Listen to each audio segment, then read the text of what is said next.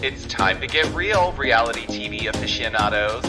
Welcome to the Giorgio Says podcast. I'm your host, the one and only Giorgio Takanakis, and I'm here serving you the juiciest updates on all your favorite reality shows weekly, as well as the hottest pop culture trends, and even exclusive interviews that will leave you wanting more. This podcast will keep you on the edge of your seat.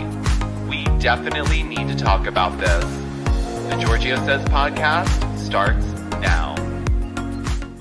All right, my friends, welcome to another episode of Giorgio Says the podcast. And you know what day it is. It's the day after the Vanderpump Rules season 11 premiere. So you guessed right. We are definitely going to be recapping that for you.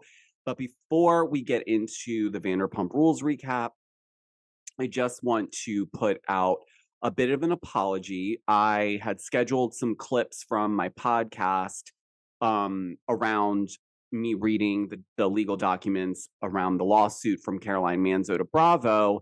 And in doing that, when I scheduled it, the wrong drafts went out. So meaning I did not schedule the clips to include a trigger warning. And a lot of you guys thankfully reached out to me to let me know that that was very triggering, and I totally get it, and totally my fault, my bad. It was an oversight, shouldn't have happened, so I took them down.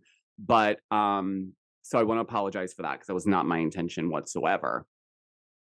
Secondly, I also want to preface that a lot of you guys are not understanding maybe how I explained this whole situation with Caroline and Brandy and Ultimate Girls Trip, but there was an internal investigation done. Now, this has been going on, it's been about a year now since this all kind of started coming to the surface, but they were not able to find anything. Now, a lot of you guys also pointed out, because Brandy's so adamant about wanting the show to air because she feels it will vindicate her, that production and perhaps the powers that be would maybe edit it in a way that would not show the full situation. Also, I do know that sometimes people, when they do go into the bathroom, when they film, they turn the audio down on their mic pack. I understand that production's not in there. I understand there's not cameras in the bathroom. I know this. So, but what I am saying is that there were people in the bathroom. So I'm questioning what their side to it. What did they see? What did they hear? It doesn't seem that they've come out and said anything other than they would like to see the show air. Gretchen Rossi actually a day or two ago posted to her stories asking if people wanted it to air. She felt like it should. She was one of the people outside of Alex McCord that were in the bathroom when this alleged situation happened. I'm not taking away that Caroline was traumatized, triggered, and this brought up a lot of stuff for her because she was SA'd at 7. I've also been SA'd. I understand that certain situations will trigger you and you're not thinking straight. You're also filming a show. So all of these things are happening at the same time, but multiple things can be true as well. And I'm not saying I don't believe that Caroline felt the way she felt. But in the documents, reading it, some of it, in my opinion, felt a bit embellished to fit a specific narrative. I've also heard, and these are just rumors, so they're alleged, that maybe perhaps Caroline was saying things about certain people on this show that maybe she doesn't want other people to see, meaning she doesn't want it to air also for that reason. So there might be a couple reasons why she doesn't want it to air, but I'm pretty sure it would be traumatizing to rewatch something that made you feel that way. So I'm not sure what will happen with this. All I do know is the rest of the cast seem to be fine with it airing, and some of the people seem to still be engaging with Brandy, even though there was this situation. So I'm not quite sure what to think at this point. All I know is that Caroline got herself out of there. She did the right thing. She didn't continue filming the show, and she did what was best for her and her mental health and her spirit. I wish her all the best. I hope that she's getting help to deal with that trauma. And I also hope that she heals. But what I do want to point out is that it's interesting that Caroline Manzo is suing Bravo, and so did Nene Leakes. But Nene Leakes has been blacklisted ever since. And her issues were racial and unfairness and all those things. And a lot of people threw that in the garbage and said that Nene was ungrateful and she should never have done that. She ruined her own career. She's doing too much. So I guess, does that fit this narrative with Caroline as well? Will she be blacklisted from being on any type of TV or media? Because if we're going to follow that rule of thumb for Nene, it should go for everyone. So I hope that, you know, they blacklist her as well. Fair is fair. Again, two things can be true at the same time. One person can't get away with suing Bravo, and I better not see Caroline on another Bravo show at the very least after this, because I would think that this kind of seals the deal in terms of like, you're done with them. We'll see. Also, there isn't a lot of quick tea, but we'll get into one thing that people are kind of talking about. I don't think it's the biggest deal in the world. I saw this kind of coming. I don't think a lot of you will actually be shocked, but let's go ahead and get into some quick tea.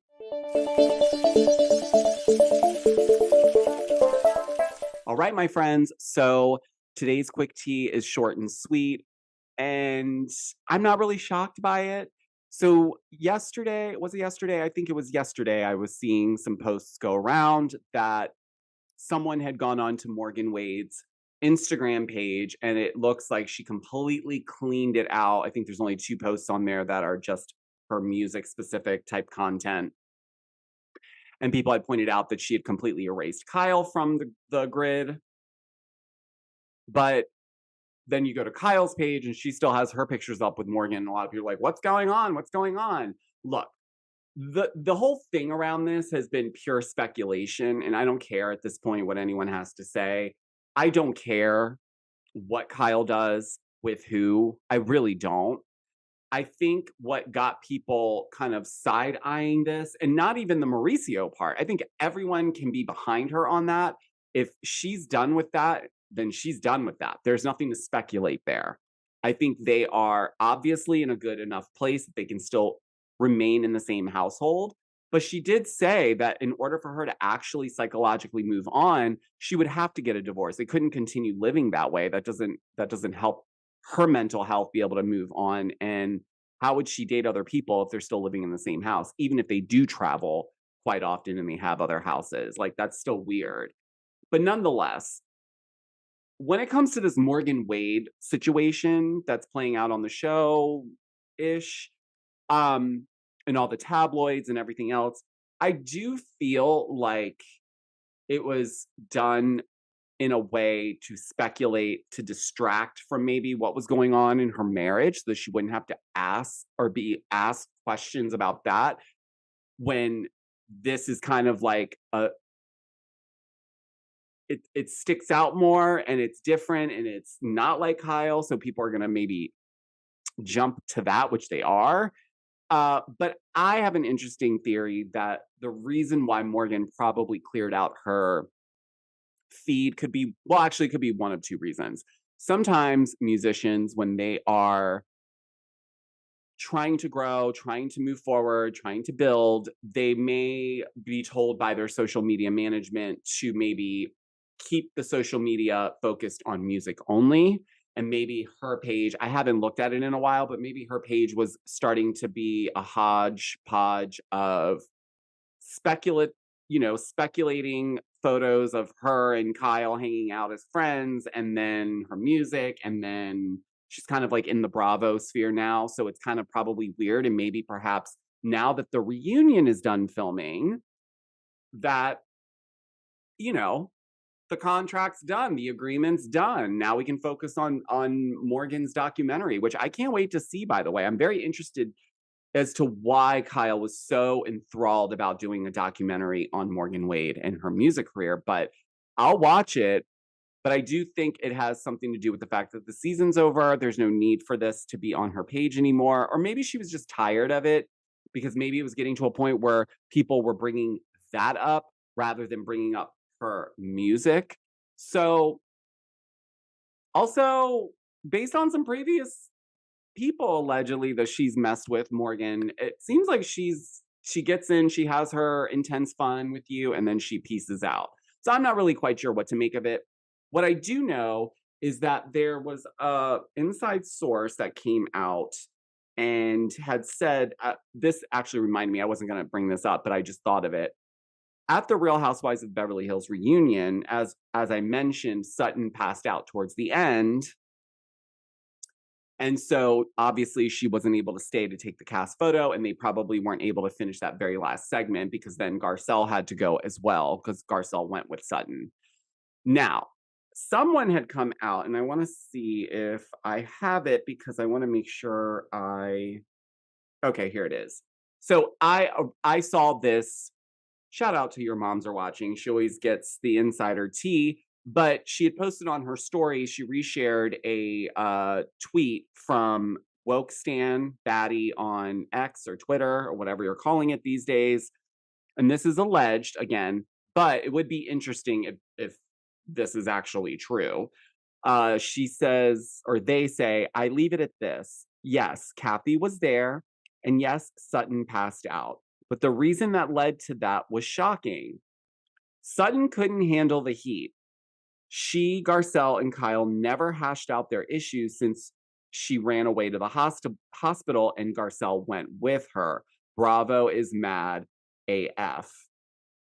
Now, that could be a huge exaggeration. It could be true. But what I also heard was the reason why Kathy actually came was because she was coming to set things straight with Sutton about the things that she was saying in regards to their relationship versus Kyle's. So it seems that Kathy was coming to back Kyle up and just put it out there. But it seems like the heat was turned on Sutton, and they're alleging that because it was getting too intense and she wasn't maybe able to handle all the backlash from Kyle and all the things that she was bringing up about her marriage, Garcelle was doing the same thing. It seems that this is alleging that she may have passed out of dramatics in order to get out of it because it was getting too intense. Now, I don't know if I really believe that because I feel like Sutton would be able to, unless there's more to the season that we haven't seen yet, whatever they're digging into, I can't imagine that that would be her way to get out of it.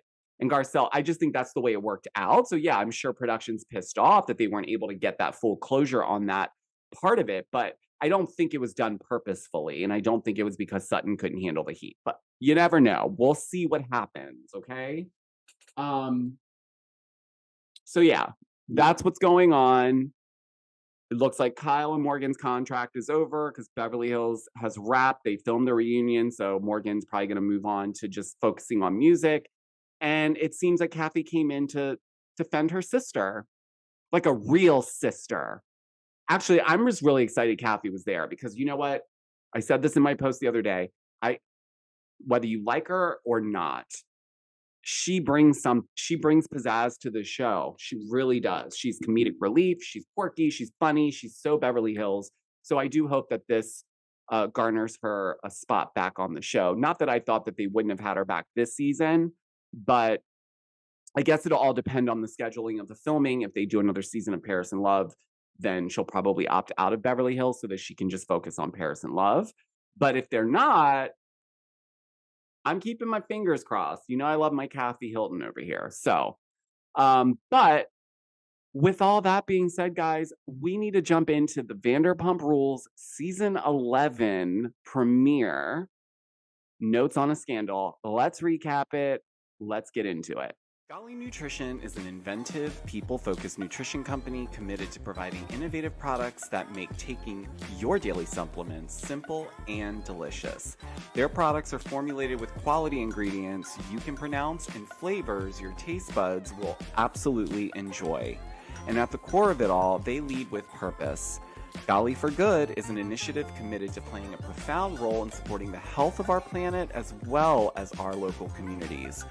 Learn more about their initiatives, such as B Corp certification, Vitamin Angels partnership, and Eden reforestation projects at their Golly for Good page. And if you use my special code, The Giorgio Says, at checkout, you will receive a special discount. Now let's get back into the episode.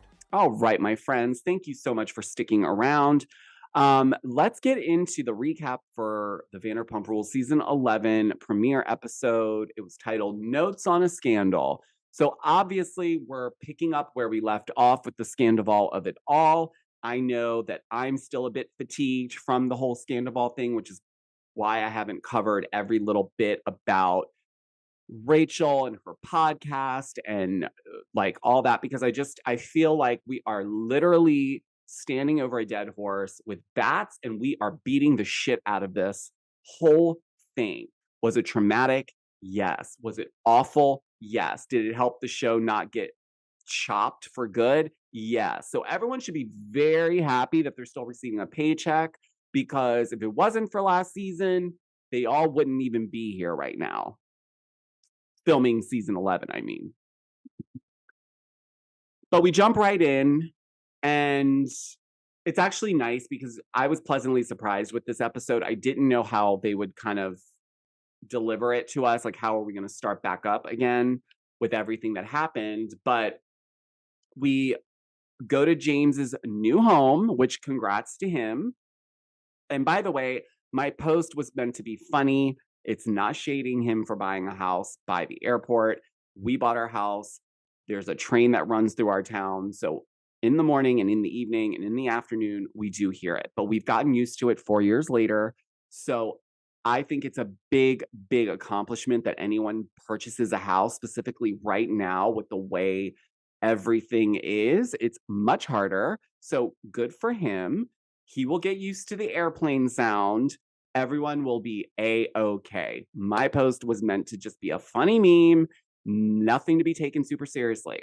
So, but anyways, Allie and him have this conversation, and she's asking him, do you think you could ever be friends with Tom Sandoval again? He kind of laughs and says, well, he hasn't even reached out to me, so I'm not sure how to answer that question. And to be fair, the way they all treated Tom, I don't know why they would expect him to reach out. I mean, they made it very clear they could not stand him. They hated him. So I mean, that's fair, but I mean, I guess 3 months later, maybe he felt like at some point Tom would have reached out to at least try to have a conversation about it, because Raquel used to be James's fiance. And so for him, it's more of a sore subject, and maybe he's owed just as much of a conversation as all the others, minus Ariana, because we know that she has no interest in having any more conversation or being around this man.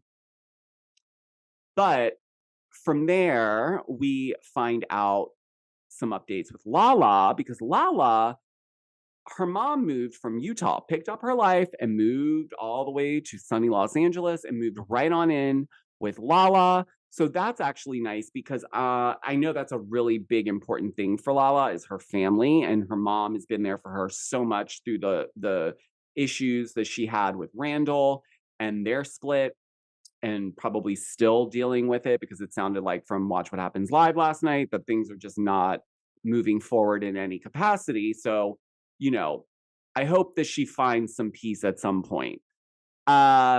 But we also find out that her brother was feeling a bit FOMO. So he also moved to Los Angeles and moved into the same building.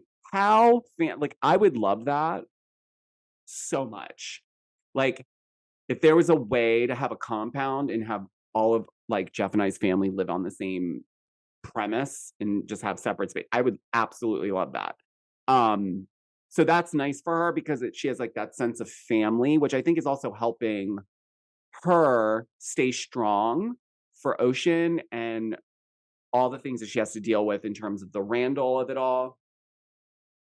So I'm happy to hear that she has that support system.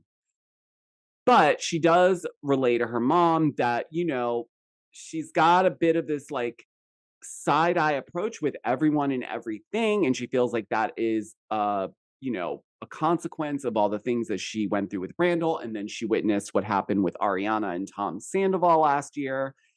So I think all of it was just kind of building up on her. And so now she can't help but look at everything and be jaded or look at it like, I don't know about that. I will say, though, it was very interesting. I don't think that Lala cares too much for this new guy that's in Ariana's life. I think the way it all played out, perhaps, like I probably would be looking at it a little side eye, but maybe I would also digest it as like it could be a rebound, but it could also just simply be a great distraction for Ariana because I agree. I don't think she has processed through everything that has happened, but that's for her to deal with. That's what therapy's for. That's what your friends are there for. And she has a good support system that she can lean on. So I think this new gentleman came in at the right time for her because I do believe everything happens for a reason. So I don't know enough about him to, you know, kind of have an opinion. We haven't really seen him all that much. We just saw one FaceTime conversation with him and Ariana, but he seems to be there for her. He supports her. He was just there for her first night doing Chicago. He seems like he's very much a good guy to her, and she seems much happier than she's been in a very long time. So whatever's going on there, it's working, but it remains to be seen. So I'm not sure how much of him we'll actually see in the season, but I am also surprised that she was open to having him be on camera and like film because, you know, it's not always easy for the newbies to, especially when they're dating one of the cast members, to be brought into this group. It's almost like a hazing, like what happened with Brock and like whatnot. So we'll have to keep watching, but off first glance, doesn't seem like Lala is buying what he's selling. Okay. So from there, we cut to a scene where James Kennedy and Tom Schwartz sit down for a bite and a drink and catch up. And it seems like this is kind of like James is giving Schwartz a little grace because Schwartz does say that last year took a real big toll on him as well. He had a ton of stuff going on in his personal life, the divorce, figuring out what was next. They had their business, they have their business, Schwartz and Sandy's. That was a headache to get up and running. Then SCANDOVAL happens, and then all the trolls start showing up to Schwartz and Sandy's to make content and be like spectators at a zoo, trolling whoever they could, which, by the way, I never understood that. I will never understand that. I don't care how much of a fan you are or how much you love Ariana. To show up at a place of business and troll people is actually really disgusting, as Lisa Barlow would say. Like, get a life. Get a life. Like, why are you going into an establishment where other patrons are going to try to enjoy themselves just so that you can turn it into a content spectator likes and views situation for your TikTok account? Like, I think that's what burned people out. It was the constant, like, everything was about SCANDOVAL, even when it wasn't. It was like, oh, look at this little liquor store. It's in the same shopping center as Schwartz and Sandy's. Like just shitting on anything just to shit on it. And I get it. Everyone was pissed off at Tom, but he is not the only man to have done something like this, specifically not on reality TV. I will say the way it unfolded was wild, but hey, it happened. So he talks about that. And his brother, Schwartz's brother, was going through a lot of health issues around that same time. So all of it was just piling on. And so it was a lot for him to digest and process. And you know what? I have empathy for Schwartz. I do. He's not always upstairs with all of us, but there is a part of him I do feel he does have good intentions overall. Like he doesn't seem like someone that is purposefully trying to be sinister like or try to screw anyone over. Does he make stupid decisions? Absolutely, a lot he does, but I don't know. I can give the guy some grace and say, like, you know what, that was a lot for him to have to manage. His business was on the line. They took so long to get it finally ready to open, and then this happens, and it's like bad press all the way around for this business. And I thought it was really nice that he got James a plant and a candle because I laughed because it's like, when you buy a house, you don't realize all of a sudden your like obsession for candles and plants and just like decor, but candles specifically for me, I love candles. Like I love them more so now than I ever did. And I always was a candle person, but like not to this extent. Like like I have so many candles just up here on my third floor loft studio that like if I lit them all, it would smell like probably like a Bath and Body Works, which I also love, by the way. But nonetheless, I thought that was a nice gesture because, it is a big deal. Like I said, buying a house in Los Angeles of all places it ain't cheap. And if you are trying to buy a house, you know exactly what I'm saying. Things are really expensive right now. So the fact that he has to live by an airport, yeah, he'll get over it. You'll get used to that noise. If anything, it's kind of nice, kind of gives you like that, like you're not completely isolated and alone. Like I've never been someone that was interested in living on just a big plot of land in the middle of nowhere and just being the one house for like 2 miles because like that would freak me out. And maybe that'll change when I get older, but I need noise. I need to know, like I need to hear cars driving. I need to know that there's things happening because otherwise I start to panic a little bit because then you start hearing all the noises inside your house and you're like, oh my gosh, because I am one of those people. Like if I'm by myself, even in this house, then when you have a bigger house, like it settles, it makes noises. It sounds like it literally sometimes sounds like someone's walking upstairs, even though they're not. But that's a whole other podcast. So Tom also says that, Ariana has still iced him out. But she did tell him she's not interested in being friends with him because he's friends with Tom and she doesn't want that connection. So I respect that. I understand that. Do I think she needs to be so cold about it? No, but I understand why. I understand. It's triggering for her probably too that she sees him knowing that he's talking to Tom and whatnot. She already lives in the same house as him. Uh, the whole thing is just too jumbled, in my opinion. So I wouldn't want anything to do with anything that was connected to Tom if I had anything to do with it either. So then we get ready for everyone to go to Tom Tom because James Kennedy is spinning and there's a party going on there. And so all the ladies get together. And before that, Ariana has a phone call with her new man, explaining how it's triggering for her to go to Tom Tom because the last time she was at Tom Tom, it was when she found Tom Sandoval's phone and then Scandoval was birthed. So very, very nervous. She ends up going, obviously. But the funny thing is, like, I don't know if they knew where she was sitting last time or they just it just felt like a little coincidental that they ended up sitting in an area where she was sitting when she found the phone and not even just the same area. She says, this is the seat I was sitting in. So it's just like, did you guys plan it that way to like trigger her to have a reaction? I don't know. You can never tell, specifically on this show, because so many of them sometimes feel like they're putting on for the show. But nonetheless, she's there. The ladies rally around her, support her, and she seems to be okay. And then Tom Schwartz gets there. He says hello to everyone, says hello to Ariana, and she acts like he is a ghost. She did not see him. She doesn't acknowledge him. Nothing.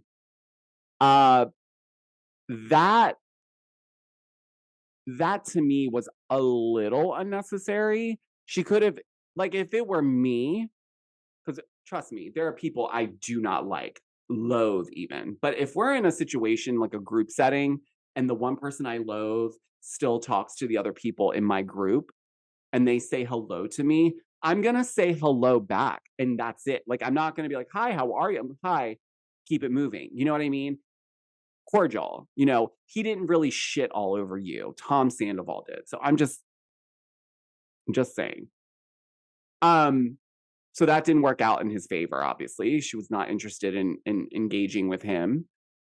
And from there, Lala then has a moment with Lisa Vanderpump where she tells her that she watched the last 5 minutes of the Vanderpump Rules reunion where Raquel was spilling more beans about the relationship with her and Tom. And she said that she was a little bit triggered by something that Rachel said, where I think she said, like, I don't want to betray him because if I betray him, then I'll have nobody. And that really stood out to Lala and it made her open up about how even with her situation with Randall, and I'm really happy to see this growth in Lala because it's not easy to take accountability, number one. Number two, to be transparent and honest about it at the same time. I hope that was refreshing for her spirit so that she could let some of that angst go because I do know she was very defensive about, the word homewrecker being used or, breaking up someone's family, like all that type of talk was real, like it would make her react. I'm glad to see that she's able to say, looking outside of it, when you lay it all out, all of those words about me are true. Now, did she intend to do that? No. I don't necessarily know how many people actually intend to break up their relationship and or marriage in that way, but it does happen. But she felt inclined to then reach out to Rachel. And this is where I think this was production and Lisa Vanderpump basically telling Lala, hey, let's try to see if we can get Rachel back on the show. Let's see if she'll talk to you. You're the least likely to reach out to her. So if you do it, maybe she'll be enticed to respond and then maybe we can get a sit down or maybe she can come talk about something and clear things up. So we see Lala go out into the alley of Tom Tom, which by the way, felt like a new level of Tomb Raider was unlocked. Like Laura Croft finally got to the next stage of getting out of this big facility. Nonetheless, it will never be as iconic as the alley behind Sir, but it's an alley and it's a Vanderpump restaurant, so why not? We see Lala then leaving Rachel a voice note via Instagram DM, and I guess is hoping that, she will respond to her and at least know that Lala was thinking about her and processed through some stuff and just wanted her to know, like, you don't have to wear that scarlet letter for the remainder of your entire existence. Like, that's not fair. So I do like, though, that she was authentically connecting it back to her in a way that even if it wasn't realistic, it was authentic enough for her to go out there and leave that message for Rachel. Now we obviously know Rachel has not responded and isn't going to be on the show this season. So that was interesting because this was obviously at the very beginning of filming. So they were still trying to entice Rachel to come back. So it was interesting that they left that in, knowing that she wasn't on the show. And then from there, yes, we get Schwartz and Katie. Now, I'm going to tell you guys something. If there's one person that I would want to have my back, right? It's Katie fucking Maloney. I mean, this girl does not give a shit. If you piss her friend off and that friend is like, I don't want nothing to do with that person, she's not going to do anything to help that relationship move forward. She's sticking by her friend. So everyone take note. We all need a friend like Katie Maloney. Because when the chips are down, she's down there with you and she's smoking cigarettes and she's going to figure this shit out with you. She's ride or die. And I love that about her. And I feel like that's how Lala is too. But there's just something about Katie where it's like, you can't bullshit her. You just can't. She has the like, don't bullshit me face. And I've grown to really like Katie. I have. So I'm interested in seeing this storyline of hers where her and Tom Schwartz are hooking up with the same person, how that goes. But right now, I'm very much like, okay, I wouldn't be asking her for anything. Like if I was in the wrong, I mean, like I wouldn't even be like, so she goes over to Schwartz's. Schwartz, I guess now is very much into collecting insects as pets, which why are we doing this? Also, shouldn't insects be in their natural element? Like, why do they need to live in a glass box? Set them free. Get them out of the house. Like, gross. You know what I mean? Like, I was grossed out by that. I'm not a bug person. And neither is Katie. because she was kind of like, why are you, what? What's going on, Tom? Well, Tom finds it a good time to possibly see if perhaps, since Ariana has blocked him and does not want to engage with him whatsoever, maybe if Katie feels inclined, she maybe put in a good word with Ariana about Schwartzy, maybe try to get them to get to a neutral space where they could talk.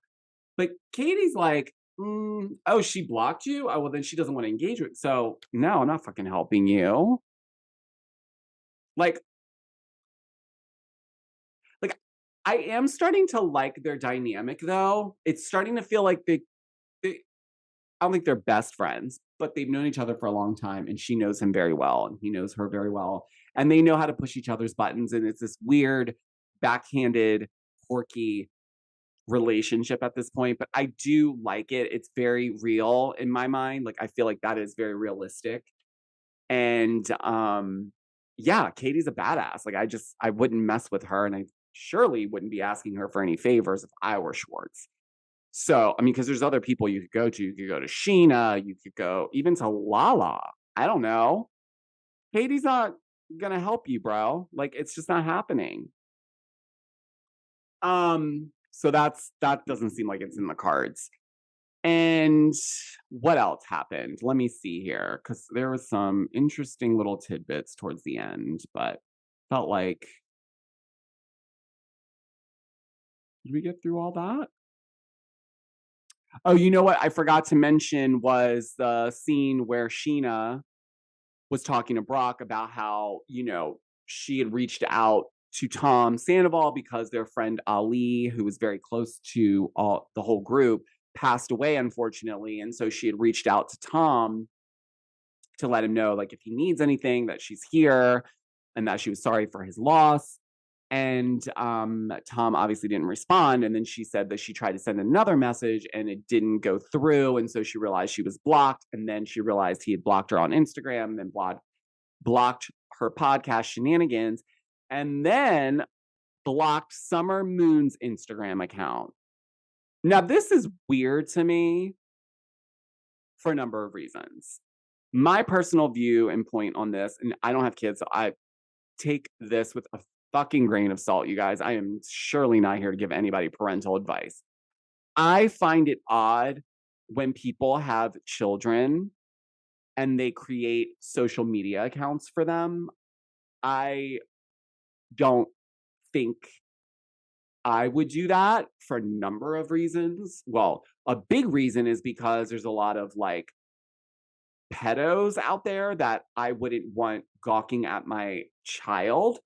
And number two, there's a lot of weird, crazy people. And social media can be very dangerous. So the last thing I'd want to do is put my child's image out there. Now, aside from the safety, I do think it's a bit unfair to publicly share at that type of platform. Like, Scheana doesn't just have a few thousand followers, she's got a good amount.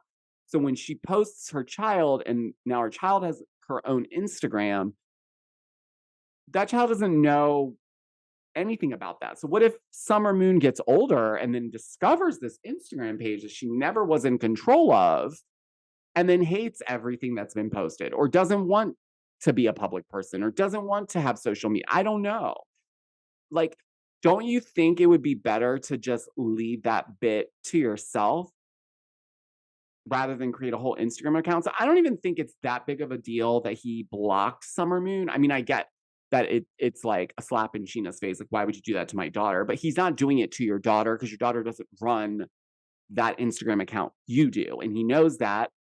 So it would just be another account for you to go see what he's up to, or whatever have you. So I get it from her point. Like, she was like a little hurt because she's like, why would you do that to my baby? But like, your baby doesn't know that happened, nor do they understand that they're on social media. So, and then from there, we get a girls' night with Katie, Scheana, Ariana, and Lala. Okay. And a couple things come up, and I'm kind of glad they did, because Lala talked about an elephant in the room. She was very honest with Ariana, and she felt like, look, girl, I don't know if you like me or not for real, or if you just tolerate me. I feel like it's really hard to be a friend to you because it feels like you shut down with me. So I just feel like I'm out here like trying, but like at what cost? And Ariana assures her that no, it's not that. And now more than ever, she sees that, Lala is trustworthy and whatnot. But I still kind of understand what Lala's saying. Like, it's like, well, you do make it harder for her than you do for the others. And maybe it was because in the past, like Lala would go and ask questions surrounding her and Tom's relationship. And we did see a bit of a scene that didn't go so well for Ariana when Lala asked about something or brought up something about Tom lying or saying he was somewhere where he wasn't. And she got very upset and she kind of cussed out production and was like, I'm not doing this. Like, I'm not going to sit here and talk about Tom in a negative way. So I think she just thought, it's not that she didn't like Lala. I think she just, from shooting the show in that standpoint, she knows that Lala is going to do what the producers ask, go ask these questions or try to bring this up. And I think at that point, she just wasn't trustworthy in that sense. It's not that I don't think Ariana was not trusting her for like a sinister reason. Because from my knowledge, Lala's not really done anything to Ariana. But it seems that now Ariana is able to say, like, no, I wholeheartedly trust you. I see you. And let's work on this. Let's work on this friendship. And Scheana got sick of it not being about her anymore. So she's like, yeah, it sounds like you two need to go off and have your own little conversation. It's time to move on. No, but in all honesty, I will say though, in this scene specifically, Scheana to me came off as if, like, if you didn't know any better, you would think that she was the one that was cheated on. She continuously keeps bringing it back to herself. And it's like, girl, it happened. Yes, I get the elements of it impacted you. You protected Raquel. She stabbed you in the back because she lied and then made you look like an idiot, then placed a temporary restraining order on you. And the list goes on and on. So I get why she's upset. But at the same time, at this point, we need to be over it. Like, you shouldn't be this upset about it anymore where you're still trying to draw it back to yourself. This happened to Ariana, not you, Scheana. Because we're good as gold. But in the same breath, since Ariana and Lala are getting to a place where they want to work on their friendship one-on-one, Lala decides she needs to be honest with Ariana about something that she did and lets her know that she did reach out to Rachel and leave her a voice note, which did not make Ariana very happy, but she did not react negatively in the moment. But in her interview, she pointed out that it was a bit hypocritical for Lala to reach out to Rachel, considering she like ransacked anyone that hung out with Randall when they were like done. And I can kind of see that. Maybe it's a bit hypocritical, but I do think it's different, right? The way I'm looking at it, like, Lala was the one that was and I'm just generalizing, in an abusive situation, mentally, spiritually. I don't know if it was physical, perhaps, maybe, allegedly it was. Nonetheless, there was a bit of, I think this is when someone like Randall gets into these relationships with the young girls. It's grooming, give them a lot of stuff, pull the wool over their eyes, make them feel like they're the only person in the room when in fact you're just deflecting and then going out and being a monster. So I don't think these two things are the same. I don't think Lala was reaching out to Rachel to hang out with her. So that already to me is not hypocritical because Schwartz went and hung out with Randall and there's people still hanging out and talking to him, knowing that he was the type of dude he was. And So I don't know if I agree with Ariana with that. I don't find that to be hypocritical at all. Lala was asked about it again on Watch What Happens Live, and she's like, "Look, guys, I don't know. Like, it happened. It did. It's not the same, but like, I see what it looks like, and so sure." But I'm gonna say that I don't find it to be hypocritical. I think that that was kind of stretching a little bit. But then here we go with Scheana again, turning it around, making like, you don't think it impacted me? You don't think that I was affected? And it's just like, girl, enough. Enough. It didn't happen to you. It's so annoying when like people like that continuously take someone else's trauma and make it about themselves. It's like, we know it impacted not just you, it impacted the entire cast, all for different reasons, but it still made an impact. I'm not saying that this scandal did not affect anyone. I don't think Ariana feels that way, but I do think that Sheena's like she's really holding on to it, is all I'm saying. So that is where we leave things for episode 1. Like I said, I was very pleasantly surprised with this first episode for the season because, just in general, these shows, their premiere episodes never really that great or enticing. It's kind of slow, but I like that they jumped right in and we know everything and anything about what's going on. So let's just cut right to the chase. So I do appreciate that. What else can I tell you? Trying to think of anything that came up during Watch What Happens Live last night that would be interesting. Oh, there was another point in the thing where in the Watch What Happens Live when Lala was on last night, it is becoming more and more clear that she's not a fan of this new guy. But we're going to continue to watch. I will be recapping this every week, not only on my podcast, but we will be doing a more in-depth recap on the Besties by Bravo podcast with Caitlin Marshall. So make sure you check that out. It's every Thursday. She goes live and I join her to recap. We just finished off Salt Lake City. So now we're going to be filling in that slot with Vanderpump Rules. So this was a pretty long-winded recap / quick tea / announcement / apology, but I'm very thankful for each and every one of you. I'm so happy that you guys always support me and you call me out when I do things like make mistakes like yesterday where I put out something without the trigger warning. You guys come right to me and I'm so appreciative of that because I get so busy sometimes I'm not even thinking. So that my lesson there was have more insight into what's being scheduled to go out. So with that, guys, we do have the Real Housewives of Beverly Hills new episode tonight. So I will be recapping that on an all new episode of the podcast tomorrow. But until the next time, guys, I will talk to you on the next episode. Bye.